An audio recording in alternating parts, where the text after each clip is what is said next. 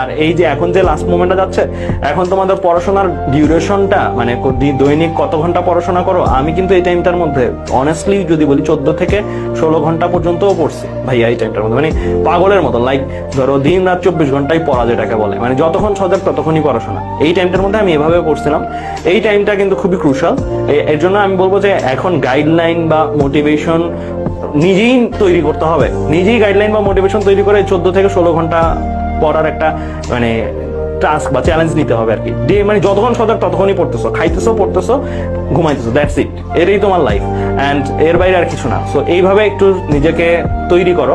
Model test দিলেও যে বাইরে যাওয়া আসার মতো যত কম সময় ব্যয় করা যায়, কারণ এই টাইমটা খুবই ক্রুশাল। এই টাইমের এক একটা সেকেন্ড, আমি তোমাদেরকে একটা পোস্টের মাধ্যমে বলছি, এই টাইমের এক একটা সেকেন্ড অন্য সকল টাইমের 2 ঘন্টা 3 ঘন্টার চেয়েও দামি এই টাইমের একটা সেকেন্ড। সো এই জন্য আমি বলবো ভাইয়া বেশি সময় নিব না, কারণ এখন যে টাইমটা, এই টাইমটা মোটিভেশন শোনার জন্য আসলে পারফেক্ট টাইম না।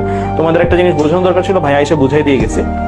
এখন তোমাদের মাথায় রাখতে হবে যে যারা যারা চান্স পেয়ে গেছে এখন পর্যন্ত, যারা যারা চান্স পেয়েছে সবাই এই টাইমটার মধ্যে পাগলা পড়া দিছে, টু বি অনার্স, মানে 12 ঘন্টা প্লাস পড়া দিছে, ঠিক আছে?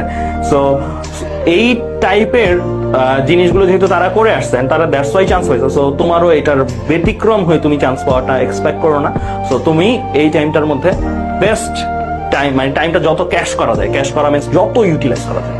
সো এতটুকুই বলবো ভাইয়া। আর তুমি চাপ নিও না, পরীক্ষা হলে চাপ নিও না, প্রস্তুতিতে সর্বোচ্চ দাও। আমি তো বললাম প্রস্তুতি 14 ঘন্টা 16 ঘন্টা করে প্রস্তুতি নাও, এটাতে মাপ দিবা না।